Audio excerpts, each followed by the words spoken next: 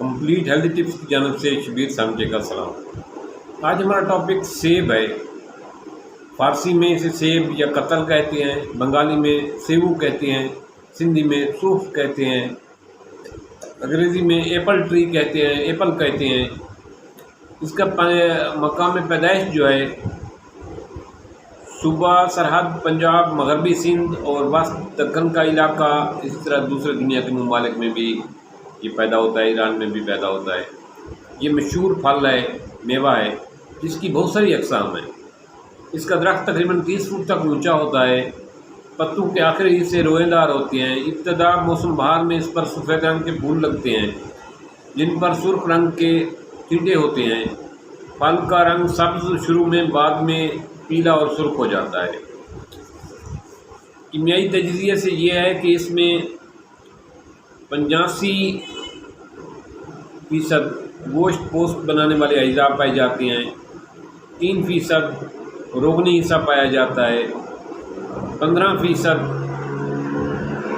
عرضی حصہ پایا جاتا ہے اور تقریباً 3% نشاستہ اور شکر والا حصہ پایا جاتا ہے۔ شکر 13.4% کے قریب پایا جاتا ہے۔ فاسفورس 2% اس میں پائی جاتی ہے۔ فولاد تقریباً 1 سے 4% تک اس میں پایا جاتا ہے۔ یہ مختلف اس میں وٹامنس پائے جاتے ہیں۔ لیکن تاریخی اعتبار سے دیکھیں تو سیب تقریباً 3000 سال پہلے بویا اور کاشت کیا جاتا تھا اور کھایا جاتا تھا۔ مختلف حکیم پرانے زمانے میں اس کا استعمال کرتے ہیں۔ تو اس کے اثرات اور فوائد کے حوالے سے بات کریں تو یہ مقوی دماغ ہے۔ قدیم لوگ اسے دیوتاؤں کی خوراک مانتے تھے اور اس لیے اس میں روحانی اثر قدرتی طور پر موجود ہے۔ اس کے استعمال سے دماغ، اعصاب اور ہڈیاں مضبوط ہوتی ہیں۔ امراض چشم کی جب بات کرتے ہیں تو سیب کو پکا کر کھانا، سیب کو آنکھوں پر باندھنا درد چشم کو فوری ریلیف کا ذریعہ بنتا ہے۔ یہ اعضائے ریسہ کو طاقت دیتا ہے اور روح حیوانی کو لطیف بناتا ہے۔ اسی طرح معدے کے لیے بہت مقوی ہے۔ ضعف معدہ کا بہترین علاج ہے۔ سیب کچھ ترش بھی ہوتے ہیں، یہ قے کو دور کرتا ہے اور ان کی بلڈ پریشر کو کم کرتا ہے۔ سیب کو آٹے میں رکھ کر لپیٹ کر اس کو آگ میں اگر بھونا جائے تو اس کا پھر رس نکال کر استعمال کیا جائے، روٹی پکا کر استعمال کی جائے تو یہ بھوک کو بڑھاتا ہے، جسم کو فربا کرتا ہے۔